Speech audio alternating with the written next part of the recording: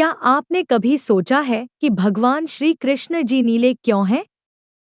भगवान कृष्ण जी के कट्टर दुश्मन भी इसकी ओर आकर्षित हो गए थे, जो उनकी मृत्यु और विनाश पर आमादा थे। नीला रंग सर्वसमावेश का रंग है। आप अस्तित्व में देखेंगे, जो कुछ भी विशाल है और आपकी समझ से परे है वह आम तौर पर नीला होता है, चाहे वह समुद्र हो या आकाश। जो कुछ भी आपकी धारणा से बड़ा है वह नीला हो जाता है, क्योंकि नीला सर्वसमावेश का आधार है।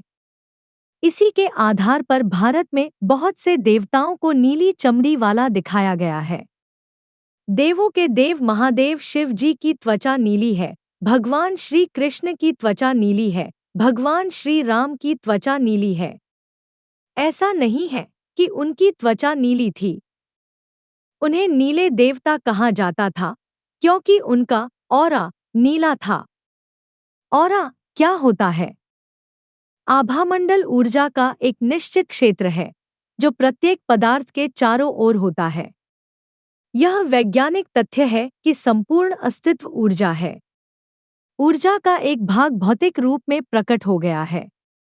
ऊर्जा का दूसरा भाग स्वयं को भौतिक रूप में प्रकट नहीं करता है, लेकिन फिर भी उसका एक रूप होता है।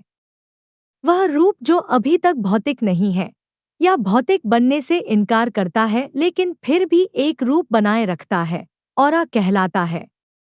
कृष्ण जी के नीले शरीर वाले होने का मतलब यह नहीं है कि उनकी त्वचा का रंग नीला था। शायद वह गहरे रंग का था, लेकिन जो लोग जागरूक थे उन्होंने उसकी ऊर्जा का नीलापन देखा, इसलिए उन्होंने उसे नीला बताया। कृष्ण कौन है और क्या है, इस बारे में कई विवाद हैं, लेकिन उनकी सर्वसमावेशिता एक ऐसी चीज है जिसे कोई भी नकार नहीं सकता है। इसलिए नीले रंग की थीम आम रही और देश के हर कोने में कृष्ण को नीले रंग में ही देखा जाता है। अनूठा नीला, चूंकि उसकी ऊर्जा या उसकी आभा का सबसे बाहरी घेरा नीला था, वह बस अप्रतिरोध्य रूप से आकर्षक था, नाक या आंखों के आकार या किसी अन्य कारण से नहीं। अच्छी नाक, अच्छी आंखें और अच्छे शरीर वाले बहुत से लोग हैं, लेकिन उनमें समान स्तर का आकर्षण नहीं होता है। यह किसी की आभा का नीलापन ही है जो किसी व्यक्ति को अचानक अनूठे रूप से आकर्षक बना देता है। उनमें यह नीलापन, यह सर्वसमावेश की भावना ऐसी थी कि जो लोग उनके कट्टर दुश्मन थे, वे भी उनके साथ बैठते थे और अनजाने में उनके सामने झुक जाते थे। वह उन लोगों को भी आसानी से पलटने में सक्षम था, जिन्होंने उसके साथ कई बार दुर्व्यवहार किया था और उसे मारने की साजिश रची थी। उनके और भी कई पहलू हैं, लेकिन इस नीले स्वभाव ने उनके हर काम में लगातार मदद की। वह इतना अप्रतिरोध्य था कि पूतना नाम का हत्यारा, जो उसे बचपन में ही मारने आया था, भी उस पर मोहित हो गया था। वह कुछ मिनटों के लिए ही उसके साथ थी, लेकिन वह उसके नीले जादू में पूरी तरह उलझ गई। विद्युतकारी नीला, इसका एक और पहलू भी है। किसी के विकास के संदर्भ में उसकी आभा विभिन्न रंग ले सकती है। यदि हम अपनी साधना में आज्ञा को बहुत महत्वपूर्ण बना लें, तो नारंगी रंग प्रमुख होगा। वह त्याग, तपस्या, तपस्या और क्रिया का रंग है। यदि किसी की आभा शुद्ध सफेद है, तो इसका मतलब है कि वह एक शुद्ध प्राणी है।